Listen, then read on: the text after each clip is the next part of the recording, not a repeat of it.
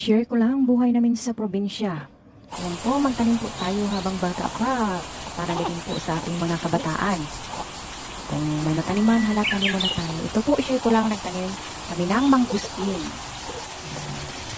Kahit marami ng tanim, kailangan pa rin natin siksikan dahil hindi naman kalakihan yung lupa natin dito. So, ayan, para may aantayin tayo. Tumatakbo yung taon, lumalaki din yung mga tanim natin. Sa hindi inaasahan, malay mo, makakain pa tayo nito sa bunga niya. Mga fruit trees po dahil tag-ulan ngayon. Magtanim ng magtanim. Sipag at syaga lang po. Kailangan may diskarte din po tayo. Hindi lang iasa natin sa isang trabaho. No? Para may mga extra income din, kailangan din natin sipagan. Ngayon lang po, share ko.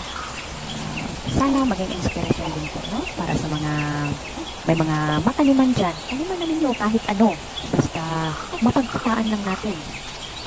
Kailangan natin magsipag. Dahil daig pa daw ng madiskarte yung matalino. Sabi na nila. Hindi naman lahat. Dahil wala naman talaga tayong trabaho na inaasahan. Kailangan din natin sipagan.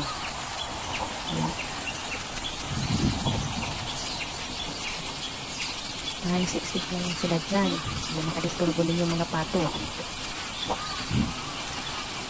Mangustin po yan mga kasama. Mangustin. May mga duya na din po siya.